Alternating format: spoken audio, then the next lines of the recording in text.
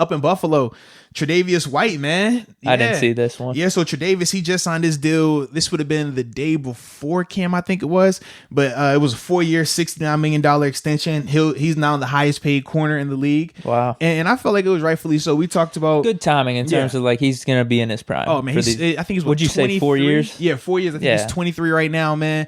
So this is a great situation for him. We talked about how, I mean, people were obviously Gilmore won Defensive Player of the Year, and rightfully so, but Tre'Davious White, he was right in that conversation. Yeah. We talked about from productivity standpoint. We talked about in terms of yards allowed, touchdowns allowed, and he's matching up with number one receivers and following very similar to what Gilmore does. And we talked about all of those different variables and things and how their secondary is really good. Their defense as a whole is really good. We talked about them being top 5, top 3, depending on how you want to debate it. But he is one of the main guys on that defense. He's a staple on that defense. And I thought he got the contract, and it was rightfully so. And I think it was good, too, because you talk about a guy like Tre'Davious who, when he got there, you know, it wasn't a lot of hype around. It wasn't a lot of fanfare, but he produced. And it's not easy to do in the Buffalo market at times because the media doesn't really notice you like that. They don't really talk about you like that. So for him to get that type of deal done and ultimately get the type of notoriety that he has now, being an all-pro and things along that nature, I thought it was really good to see them compensate him the way they should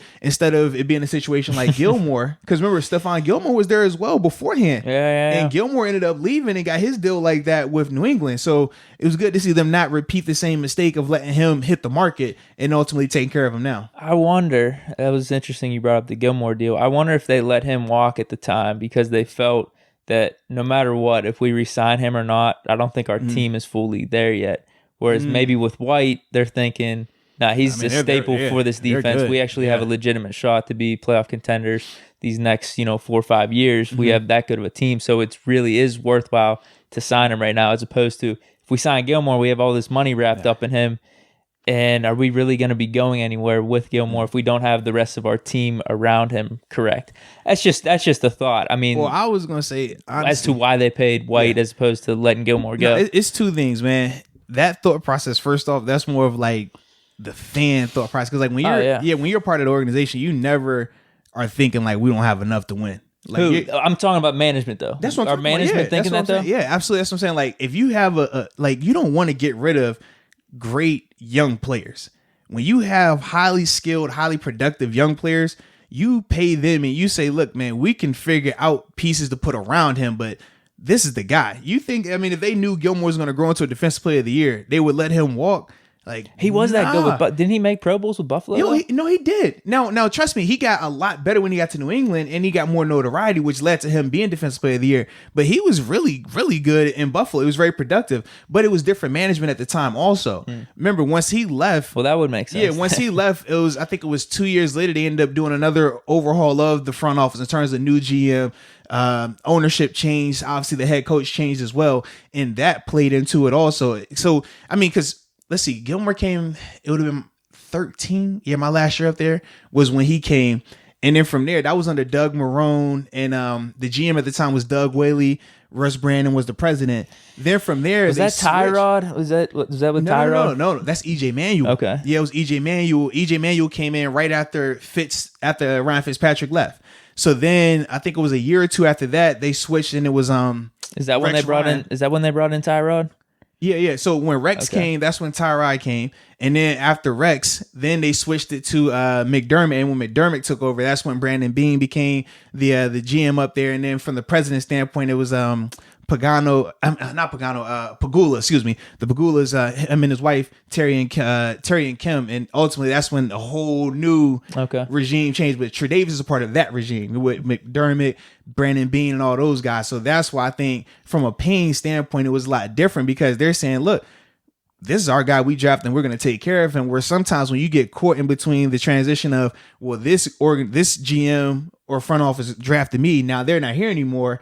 Now you got the new group, different coach, whatever different it is. philosophy, whatever. Yeah. So I think a lot of that kind of went into why Gilmore didn't get the deal that he wanted. Whereas now, because this is all it's very fluid and it's a lot of continuity there with Tre'Davious and the coaching staff and the GMs and stuff like that. I think that's why they were able to get that deal done. So I think that's more of it than them just kind of like wondering if they can win with them or not. Different management then. Yeah. That would probably make the most sense. Yeah, and we know with the philosophy, I mean, we've seen, I mean, you talk about a team like Jacksonville, they've drafted some really good players, right? What is it? I saw some. It's not a stat, but a picture of all the defensive roster from their, was it 17 championship run? Yeah, when it went to championship. It's like all gone, right? Yeah, and these are all guys that they were drafting. So when you think about that, whereas like a team like Pittsburgh, for example, right? The guys that they draft that grow and produce like that, they take care of them. They re-sign them. They make sure that they stay in-house. Whereas with Jacksonville, you just see the difference of philosophies. They're not really bent on retaining those guys' services. We've seen them trade those guys. We've seen them release those guys. It really doesn't matter to them. And they're not like bad players either. We talk about Jalen Ramsey, AJ Bouye, Leonard Fournette, Yannick Ngakoue. We can go down the list of all these players that have been there, dominated there, and they still were just like, nah, we're either not going to pay you or we're going to trade you away. Like, that's not how you win. And they can have that same mentality of kind of what you were saying of, well, we don't have the quarterback, so it really doesn't matter. But you got to think they went to an AFC championship game with that exact same roster. One bad call away from them being in a Super Bowl. All you have to do is win the Super Bowl one time. Let's be real about it. That changes everything. If Jimmy Garoppolo won the Super Bowl last year, his whole trajectory of his career is drastically different. He misses a throw, we talk about how we talk about him. That's just how it goes. So for me, when you think about that with Jacksonville, it's like it made zero sense for them not to have at least one of those guys still remaining on that roster right now.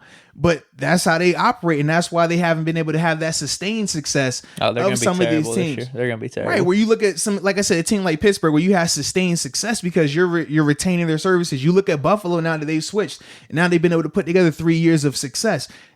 When you're changing it and you're able to make sure that we're retaining the guys that we're drafting, now you're able to have multiple years together of that instead of just he had one good year and then they kind of fell off. Or, they had one good year, 2 bad years, or 2 bad years. It was kind of good year. It's just 2 up and down. And that's not going to be a mark of a really good and stable franchise.